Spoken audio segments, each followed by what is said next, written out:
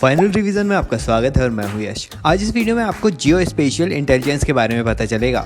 ये कुछ नया वर्ड लग रहा है, इसे सिंपल करके समझते हैं। देखिए, हमारा भारत और विश्व के बहुत से देश स्पेस में सैटेलाइट्स लॉन्च करते हैं और सैटेलाइट्स के जैसे ऐसी और भी नेटवर्क से रिलेटेड टेक्नोलॉजीज हैं जो हमारे मोबाइल्स, कंप्यूटर से कनेक्ट होती हैं। ये सारी टेक्नोलॉजी क्या करती है, तो ये हमारे पृथ्वी का एनालिसिस करते हैं ऊपर से और उससे रिलेटेड डेटा हमारे मोबाइल में या हमारे कंप्यूटर स्क्रीन पर देते हैं। अब यह डेटा वेदर की जानकारी से रिलेटेड हो सकता है, किसी भी एरिया की रियल टाइम सिचुएशन, स्थानों की रियल टाइम मैपिंग के बारे में हो सकता है या डिजास्टर की संभावनाओं से रिलेटेड डेटा हो सकता है।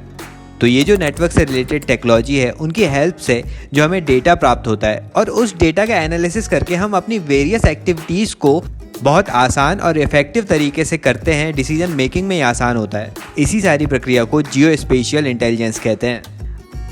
अब इसके कुछ एप्लीकेशंस देख लेते हैं, कहाँ कहाँ ये यूज़ हो सकता है।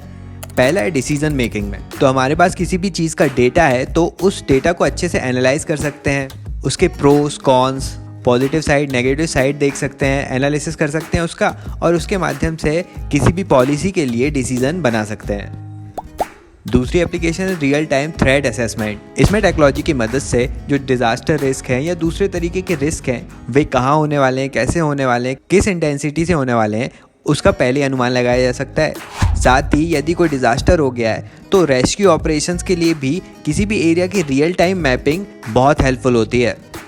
फिर इसके बाद एनवायरमेंटल मॉनिटरिंग हो सकती है। इसमें किसी भी क्षेत्र में टेम्परेचर, प्रेसिपिटेशन, स्नोफॉल आदि की कंडीशन के बारे में हम पहले से पता लगा सकते हैं। साथ ही वेदर फोरकास्टिंग भी इसी में आता है। तो ये कुछ एप्लीकेशन थी, लेकिन इसमें सबसे बड़ी एप्लीकेशन है डिजिटल ट्विन्स को तैयार करना। ये डिजिटल ट्विन्स क्या होते हैं, ये टर्म कुछ नया है। देखिए, कोई भी व्यक्ति यदि किसी प्रोजेक्ट पर काम कर रहा है, वो बहुत बड़ा प्रोजेक्ट है, जैसे किसी सिटी का प्रोजेक्ट हुआ या किसी मशीन को तैयार करना है, तो हम उसी के समान वर्चुअल इमेज तैयार कर लेते हैं, वर्चुअल रिप्रेजेंटेटिव तैयार कर लेते हैं उसका, और उस वर्चुअल रिप्रेजेंटेटिव में एक ऐसा एनवायरनमेंट क्रिएट किया जाता है जो रियल प्रोजेक्ट की कैरेक्टरिस्टिक को दिखाता है। तो इस वर्चुअल प्रेजेंटेशन को डिजिटल ट्विन कहा जाता है, जो आगे उस प्रोजेक्ट से रिलेटेड विभिन्न संभावनाओं को बता देता है और हम डिसीजन मेकिंग कर सकते हैं।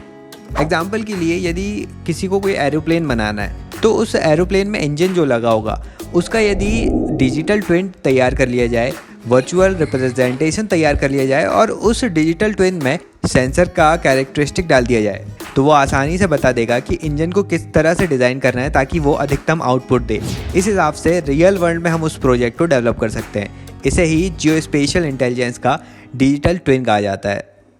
आई थिंक लेक्चर समझ आया होगा। समझ आया तो लाइक कर दो, ज़्यादा से ज़्यादा शेयर करो इस वीडियो को, और पहली बार चैनल पर आए हो तो सब्सक्राइब करके जाना। Thank you so much for listening.